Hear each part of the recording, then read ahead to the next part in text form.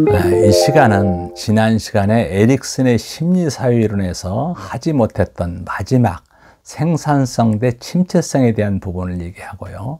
그 다음에 융의 분석심리이론을 생각해 볼 수 있도록 하겠습니다.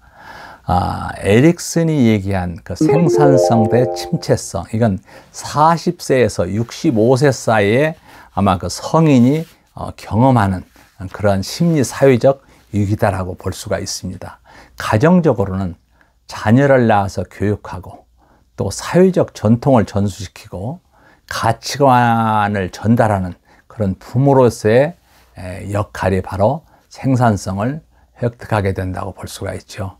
사회적으로는 직장에서 다음 세대를 지도하고 양성하는 데 관심과 노력을 기울이고 하나의 그 당위적인 그런 창의적인 그 학문적 성취라든가 기술적 또 예술적 업적 이런 걸 통해서 하나의 생산성을 획득하게 되는데요.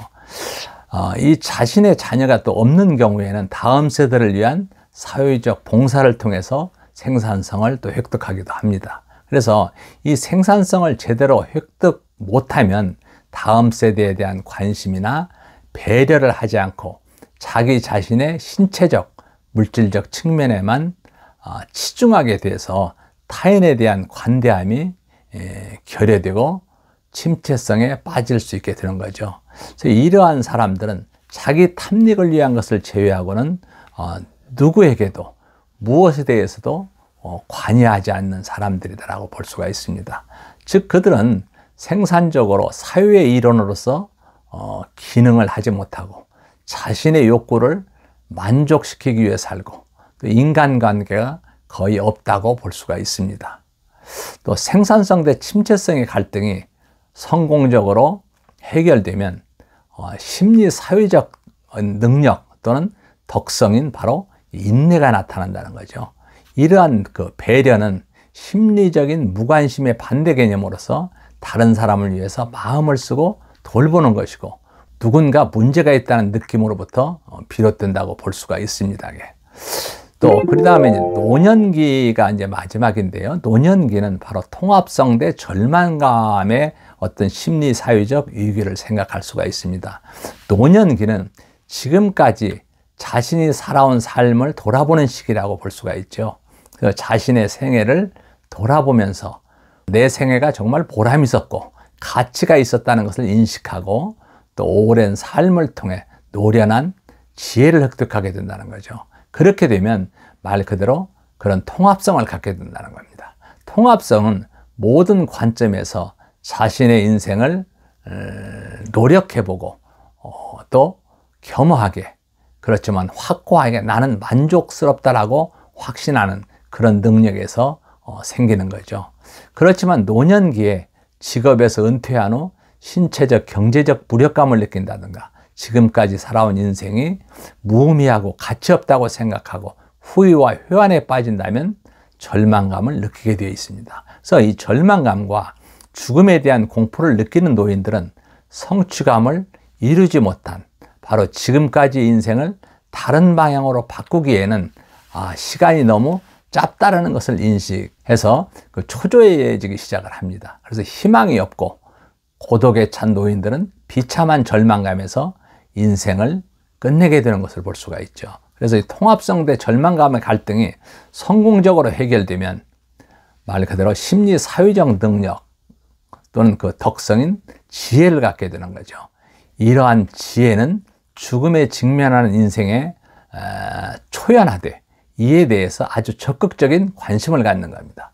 그러나 이러한 위기가 적절하게 해결되지 못하면 우울증이라든가 피해 망상 등을 초래할 수 있다, 이렇게 볼 수가 있죠. 이번 시간에 이제 이어서 우리가 그 융의 분석 심리론에 대해서 한번 생각해 볼 수 있도록 하죠. 그러니까 융은 그 정신의학이 아직 그 걸음마 단계에 있었을 때입니다.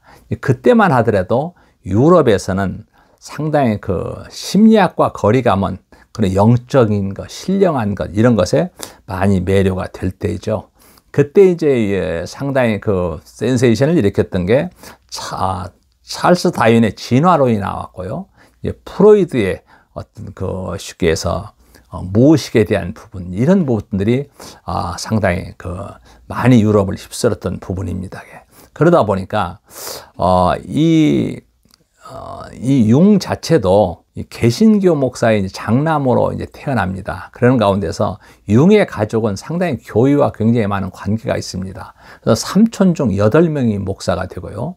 융의 어머니도 이제 독실한 신앙이었지만 그 신앙인이면서도 또 어떤 그 외가가 영혼 세계와 접촉을 믿고 있는 조금 그 어머니의 신앙이 좀 복잡했습니다. 그런 분들이. 그래서 특히 융의 부모는 서로가 다른 성격과 신앙으로 결혼 생활이 쉽지 않았죠. 근데 융은 나름대로 어떤 내적인 성격을 가지고서 혼자 지내는 시간이 많고 이제 초자연적인 환상에 많이 어렸을 때부터 빠져 있었다고 그래요. 그래서 동급생들보다 지적인 면에서는 많이 앞서 있었고요. 아이들은 융을 갖다 굉장히 희귀하게 생각을 했다고 합니다. 그래서 원래 그 정신분열증의 연구로 유명한 브레우어 의사 밑에서 일을 했고요. 나중에 프로이드의 꿈의 분석이라는 책을 읽고서 그 프로이드와 굉장히 가깝게 지냅니다. 그래서 결국은 가깝게 지내다가 나중에 프로이드와 또 결별되는 이런 부분도 이제 겪게 되는 게 융이죠. 근데 융 같은 경우는 몇 가지 그 주요 개념을 얘기했습니다. 특히 자아라든가 페르소나라든가 음영이라든가 애니마와 애니무스 이런 여러 가지 부분들을 얘기를 했는데요. 이런 부분에 대해서 한번 얘기를 나눠볼 수 있도록 하겠습니다. 그 융의 정신 발달의 목표는 자아 실현에 있다, 이렇게 얘기하고요. 인간의 행동이라는 것은 바로 개인적인 것과 종족의 역사, 그리고 목적, 욕망, 또 소망에 따라서 좌우되는 것이다. 그래서 융이 얘기한 것 중에 중요한 것은 우리가 실제 했던 과거의 가능성을 지닌 미래가 현재의 행동을 이끌어간다, 이런 얘기를 했습니다. 그래서 인간의 성격을 완전히 이해하려면 현재는 과거에 의해서 결정될 뿐 아니라 미래에 의해서도 결정된다는 하나의 두 가지의 어떤 통합적 관점, 이게 상당히 중요하다, 이렇게 얘기를 했어요. 그래서 융의 성격 발달은 의식과 무의식이 서로 교류하고 적절히 조화를 이루는 것으로 보았고요. 인간의 성격 발달에서 상당히 중년기에 그 중요성을 굉장히 강조를 했습니다. 그러면 융이 얘기하고 있는 자아는 뭐냐? 의식의 한 부분이죠. 자아는 내 마음속에 있는 나다. 그래서 나의 감정을 표현하고 현실 생활을 선택하는 하나의 집행자다. 우리가 프로이드에서도 얘기했죠. 그래서 자아는 우리가 의식하는 그런 감정이나 생각, 기억, 언어, 지각, 이런 걸로 구성되어 있다는 거죠. 그래서 자아는 의식되는 정신이다. 정신 하나의 마음이다. 의식은 자아에 의해서 지배된다는 거죠. 이 자아는 비록 그 정신 전체 속에서는 작은 부분을 차지하고 있지만은 의식에 이르는 문직이다. 그래서 자아는 대단히 중요한 역할을 하고 있다는 거죠. 그래서 인간은 자아를 통해서 자신을 외부에 표현하고 외부 현실을 인식하게 된다는 거죠. 오늘날 어떻게 보면 자기와 어제의 자기와 같은 인간이라고 느끼는 것이 바로 이 자아의 덕분이다라고 얘기를 하고 있습니다. 그래서 특히 이제 이 자아는 이 의식의 개성화 과정에서 형성된다, 이렇게 얘기하고 있는데요. 이 개성화라는 것은 개인의 의식이 독특하게 발전하는 것을 의미한다고 볼 수가 있습니다. 그리고 개성화 과정은 성격 구조 여러 체계와 관계에서 보완하기도 하고 대립도 하고 통합도 하는 과정에서 발달한다, 이렇게 얘기합니다. 그리고 또 이 융이 얘기한 페르소나라는 부분이 있죠. 페르소나는 하나의 가면이다라고 볼 수가 있죠. 그래서 페르소나는 자아의 가면이고 밖으로 나타나는 어떤 개인의 이미지다, 이렇게 볼 수가 있습니다. 예를 들어서 가면, 즉 배우의 얼굴이다라는 뜻으로 이 라틴어의 페르소나죠. 그래서 자아가 사회로부터 자신의 진짜 본성을 숨기기 위해 만들어낸 가면 혹은 이 탈과 같은 것이다, 이게 그렇게 얘기하고 있습니다. 그래서 페르소나는 개인의 공개적인 그런 얼굴이기도 하고 의도적이고 무의식적으로 만들어지는 거라는 거죠. 이 가면은 우리가 다른 사람들과의 관계에서 늘 사용하는 것으로서 가면의 모양을 우리가 속한 사회, 또 부모와 스승, 또 또래 집단 등이 요구하는 기대치에 따라서 달라진다는 거죠. 우리가 학교 가면 학교 선생님이고, 집에 가면 또 부모님이고, 뭐 각기 달라지죠. 인간은 이 페르소나를 통해서 다른 사람들과 관계하면서 말 그대로 좋은 인상을 준다든가 자신을 은폐시키기도 한다는 거죠. 그래서 이 페르소나 자체가 예를 들어서 겉으로 표현된 페르소나와 내면의 자기와 너무 불일치하게 되면 표리부동한 이중적인 성격으로 사회 적응에 곤란을 겪게 될 수 있죠. 페르소나는 우리가 사회 속에서 정상적으로 기능하기 위해서 필요하고 인간의 상처받기 쉬운 어떤 특정한 직업에 적응하기 위해서도 필요하다는 거죠. 그래서 인간이 일상생활에서 항상 페르소나를 가지고 살아간다면 자신이 맡은 역할에 지나지 않게 되고 진정한 그런 자아를 잃어버리게 될 수 있으므로 적절한 형태의 페르소나가 유지되는 것이 굉장히 정신 건강에 도움이 된다, 이렇게 볼 수가 있습니다. 그 다음에 이제 섀도우라고 하죠. 그 음영, 이 그림자라고도 하기도 하고, 인간의 어떤 본능, 프로이드의 어떤 이드와 비슷하다고 볼 수가 있죠.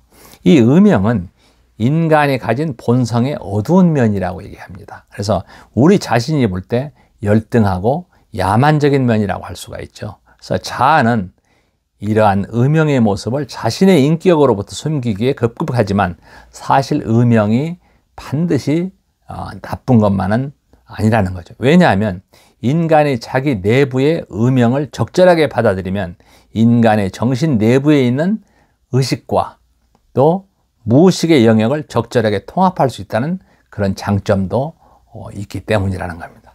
그래서 음영의 원형은 인간 성격의 기본적인 어떤 동물적인 그런 본능으로 이루어진다고 볼 수가 있습니다. 그래서 음영은 인격의 무의식 영역에 포함되는 어떤 나약함이고, 또 여러분들 잘 알겠지만 그 지킬 박사와 하이드처럼 당사조차도 인정할 수 없는 인격의 다른 측면들이다, 이렇게 볼 수가 있죠.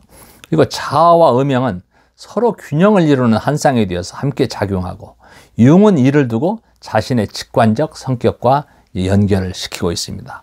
융은 인간 사이에 일어나는 모든 갈등은 바로 음영 투사로 인해 생긴다고 봤습니다.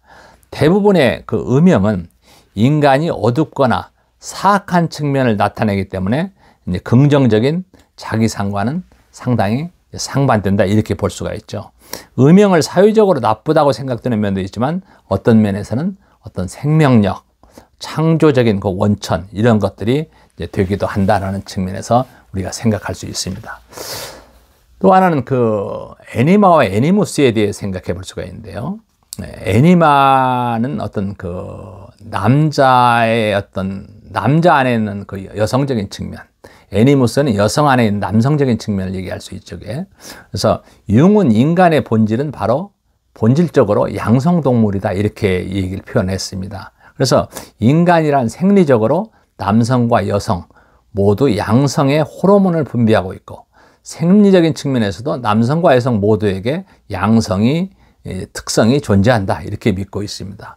이러한 양성과 관련해서 융은 남성 내부에 무의식적으로 존재하는 그런 여성 요소를 애니마라 했고, 여성 속의 남성 요소를 애니무스다, 이렇게 얘기를 했죠. 그래서 애니마는 구체적으로 비이성적이고 합리적이고 감정적인 심리 경향을 대표하며 관계 기능을 중시하는 반면에, 애니무스는 말 그대로 사물을 관계 관점에서 보지 않고 보다 냉정하고 객관적으로 바라보고 인간의 감정보다는 바로 논리성의 관점에서 바라보는 능력과 연관된다고 볼 수가 있죠.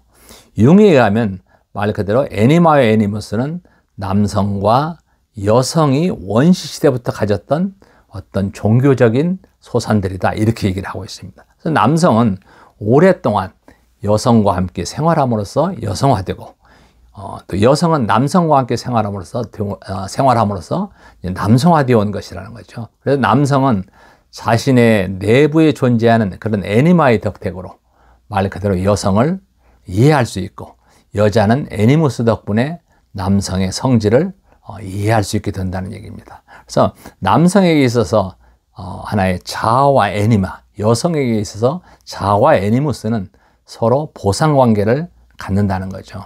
근데 융에게 있어서 애니마와 애니무스는 여성성과 남성성의 근본적인 원형이다 이렇게 할 수 있고, 여성적 특성을 에로스의 원리로 설명하고 남성적 특성을 로고스의 원리로 설명하는 것을 볼 수가 있습니다. 그래서 원형은 근본적으로 집단적인 성격을 지니고 하나의 그 영적인 경험의 근본적인 형태로서 여러 민족과 시대에 걸쳐서 이루어진 그런 공통적인 것이다 이렇게 얘기할 수 있습니다. 그래서 애니마와 애니무스의 원형은 사회적으로 형성된 각 성의 반대 측면이다 이렇게 얘기를 할 수가 있습니다. 그 다음에 이제 우리가 개인적 무의식이라는 게 있는데요. 융은 이 무의식을 두 가지로 구분했습니다. 개인적 무의식과 집단적 무의식으로 구분했죠. 그래서 말 그대로 이제 그 개인적 무의식은 어떤 인식에 접해 있는 부분으로서 프로이드의 어떤 전의식과 개념과 좀 비슷하죠. 그러니까 조금만 노력하면 의식화될 수 있는 인간의 망각된 경험이나 감각 경험 이렇게로 구성된다고 볼 수가 있습니다. 개인적 무의식은 정서적 색채가 강한 관념과 행동적 축척이라고 하는 그런 콤플렉스를 중심으로 모여 있다고 볼 수가 있습니다. 이 콤플렉스는 개인의 사고의 흐름을 방해하거나 의식의 질서를 일시적으로 혹은 장기적으로 교란시키고 감정적으로 동요하거나 흥분하게 만들고 강한 부정적 정서를 경험하게 하고 이들을 표현하게 만드는 이런 것들은 컴플렉스라고 얘기할 수가 있죠. 그런 문제. 그래서 특히 이제 그 융은 컴플렉스가 반드시 개인의 적응에 방해가 되는 것이 아니라고 얘기를 하고 있습니다. 컴플렉스는 뛰어난 업적을 쌓는 데 있어 불가결한 영감과 충동의 원인이 될 수 있다 이렇게 생각을 하고 있는 거죠. 그런 문제. 그래서 이 컴플렉스 자체를 얘기하면서 이 강한 호기심을 느끼고 뭔가 지속적인 연구를 진행한 결과 또 하나의 정신 수준 이런 것들을 발견하게 되는데 이런 것들이 아마 또 집단 무의식이다 이렇게 얘기를 하고 있습니다. 그래서 이 무의식을 개인 무의식과 이제 집단 무의식으로 얘기를 하고 있는데 이 집단 무의식은 이 분석 심리론의 가장 독창적이고 핵심적인 개념이다 이렇게 얘기할 수 있습니다. 이 집단 무의식은 바로 개인적인 경험이 아니라 사람들이 인류의 역사와 문화를 통해서 공유해온 어떤 정신적인 자료의 저장소다 이렇게 볼 수가 있습니다. 그래서 이 개인에게 주어진 많은 심리적 재료 가운데 상당수의 것들은 완전한 자각의 수준에 도달하지 못한 채 의식의 이면인 무의식의 영역으로 이동되어서 저장이 된다는 거죠. 예를 들어서 인간 정신은 개인의 과거와 연결되어 있을 뿐만 아니라 조상의 과거, 나아가서는 인류 종족의 전체의 먼 과거와도 연결되어 있다 이렇게 보는 거죠. 따라서 집단 무의식은 인간의 세계와 유전의 그 관계 이런 걸 통해서 하나의 인간에게 공통적으로 전수되어진 심리적 바탕이다 이렇게 얘기할 수 있습니다. 그 다음에 자기라는 말이 있는데 융은 바로 인간의 마음이 가장 완전한 인격의 통일에 달성할 상태를 자기라는 원형으로 불렀고 의식의 중심부인 자아와 구별을 했습니다. 그래서 이 자기는 의식과 무의식을 포함하는 하나의 전인격적인 중심이다 이렇게 얘기하죠. 그래서 이런 따로 그 자기에 대한 부분을 얘기를 했습니다. 그래서 융에 의하면 의식 안으로 통합되지 못한 무의식은 바로 인간의 마음의 성장 과정에 아무런 도움이 되지 못할 뿐 아니라 오히려 인간 정신에 중대한 위협으로 나타나거나 해로운 영향을 끼칠 수밖에 없다 이렇게 해줘요. 그래서 이 자기라는 건 말 그대로 무의식을 자아에게 전달하는 역할이다 이렇게 할 수 있죠. 그래서 자아는 의식밖에 볼 수 없기 때문에 의식을 전부라고 얘기고 의식 판단에 따라 행동한다. 그래서 무의식과 단절되어 있는데 이때 무의식은 끊임없이 꿈과 사건을 통해서 자아에게 자신의 존재를 알리려고 하는 이런 부분들이죠. 그래서 결정적인 요인은 언제나 의식이고 그래서 이 자기라는 것은 바로 삶의 의미를 찾아가는 어떤 부름이다라고 얘기를 할 수가 있다라고 볼 수가 있습니다. 그래서 융은 바로 마지막에 이 자기에 대한 부분을 많이 강조를 했던 부분을 볼 수 있습니다. 이상으로 2차 시 강의를 마칠 수 있도록 하겠습니다.